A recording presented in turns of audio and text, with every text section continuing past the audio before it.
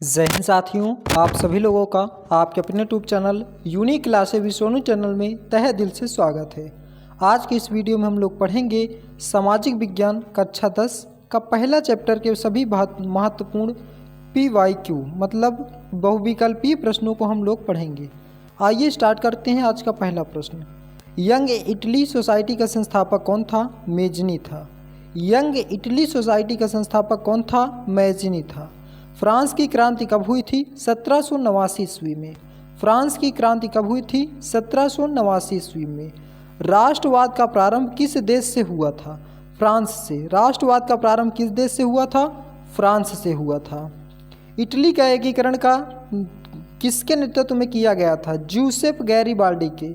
Italy का एकीकरण किसके नेतृत्व में किया गया था? ज्यूसेपे गैरिबाल्डी के नेतृत्व में किया गया था। नेक्स्ट है, पुनर्जागरण का अभ्युदय किस देश में हुआ था? इटली में। पुनर्जागरण का अभ्युदय किस देश में हुआ था? इटली में हुआ था। फ्रांस में गणतंत्र की घोषणा किस वर्ष की गई थी? 1948 में। फ्रांस में गणतंत्र की घोषणा किस वर्ष की गई थी? 1948 में की गई थी। 1948 में फ्रांसीसी राज्य क्रांति के फलस्वरूप गणतंत्र की स्थापना हुई थी। यहाँ पे हमने चारों ऑप्शन इसलिए नहीं रखे कि केवल एक ऑप्शन आप याद करेंगे तो एग्जाम में आपको चार ऑप्शन जैसे ही दिखेगा तो उनमें से आपका आंसर डायरेक्टली दिख जाएगा। बहुत ही आसानी से आप इजीली कर पाएंगे। चार ऑप्शन रखेंगे तो कन्फ्यूज हो जाएंगे, फिर याद नहीं होगा, इसलिए आपको वन लाइनर फॉर्म में याद कराया जा रहा है। फ्रांस में क्रांति की मुख्य भूमिका किस वर्ग की थी? मध्यम वर्ग की थी। तो 1848 में फ्रांसीसी राज्य क्रांति के फलस्वरूप गणतंत्र की स्थापना हुई थी और फ्रांस की क्रांति की मुख्य भूमिका किस वर्ग की थी? मध्यम वर्ग की थी। नेक्स्ट है, 1789 ईस्वी में फ्रांस की क्रांति के समय किसका शासन था? तो फ्रांस की क्रांति के समय लुई 16वां का शासन था और यह बहुत ही कमज़ोर शासक था, मतलब कि अच्छा शासक नहीं था। इसकी पत्नी शासन करती थी। अच्छा, तो फ्रांस की क्रांति का अग्रदूत किसे कहा जाता है? रूसो को। तो याद रखना है 1789 ईस्वी में फ्रांस की क्रांति के समय किसका शासन था? लुई 16वां का था। कहीं ऐसे लिखा मिलेगा, कहीं ऐसे, तो ये ध्यान दीजिएगा। फ्रांस की क्रांति का अग्रदूत किसे कहा जाता है? रूसो को कहा जाता है। जर्मनी के एकीकरण की आधारशिला किसने तैयार की थी? तो नेपोलियन बोनापार्ट ने। जर्मनी के एकीकरण की आधारशिला किसने तैयार की थी? नेपोलियन बोनापार्ट ने इसे तैयार की थी। किसका कथन था कि जब फ्रांस छींकता है तो बाकी यूरोप को सर्दी जुकाम हो जाता है? तो ये मैटरनिख का कथन था। मैटरनिख ने कहा था कि जब फ्रांस छींकता है तो बाकी यूरोप को सर्दी जुकाम हो जाता है।